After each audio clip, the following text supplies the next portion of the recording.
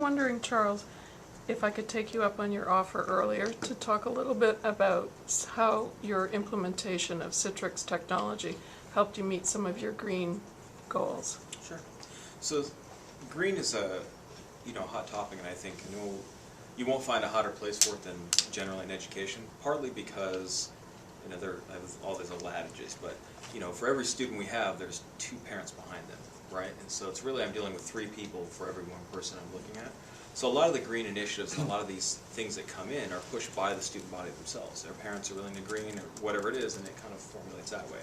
So we were looking at a way of schools consume a lot of resources, right? There's lots of machines, there's lots of printers and toners and ink and a lot of this stuff that goes on.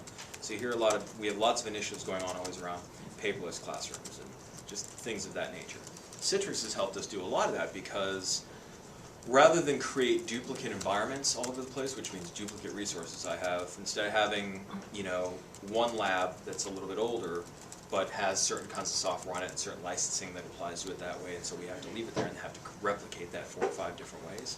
Now with Citrix, we can centralize all of those resources and then just broadcast them out to who needs them as they need them, which means we wind up having to buy less machines. And in the first round, I said when we repurposed desktops, instead of taking those and sending them off to the landfill for, to the perception management, an unforeseen thing that kind of helped was, I had one teacher who knew she was on the docket to get replaced. She came back, in August and said, "This old machine's still here, what's going on?" But when she turned it on and noticed that it operated, it was the same environment. She still had Windows XP, but it ran 3 times faster than her old system did. She no longer cared about what it looked like. She was just happy with the performance.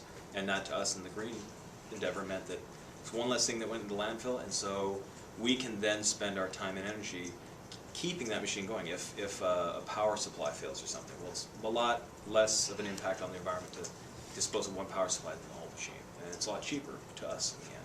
And then as that machine eventually does fail, motherboards fail, these things they break.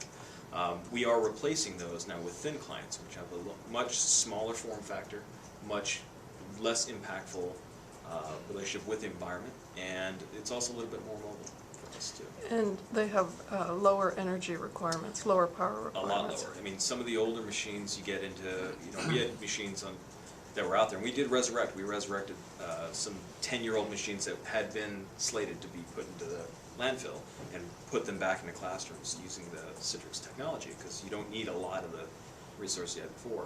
But power supply consumption, I think it's like 2 watts or something like that, 2-3 watts on a regular fat client. It's like half a watt of the thin clients, right? So it does. In most of our implementations, we're finding the monitor uses more power than the thin client, right? But that total energy consumption, energy usage goes down considerably as well. And even with the virtual desktops, as this guy said here, you have all the same controls. All your antivirus, your power management. We still have power management even though it's a virtual desktop. The software solution we had in place said if the user doesn't use the machine for 120 minutes of inactivity, it shuts it down because it assumes you've gone off and gone home. Well, that same power management strategy, we left it in place in virtual technology. So even though I'm on a virtual desktop, it's using less energy. If I don't touch for 120 minutes, it's going to shut the whole thing down, and we save a lot of energy even with the thin client implementation. Great, thanks.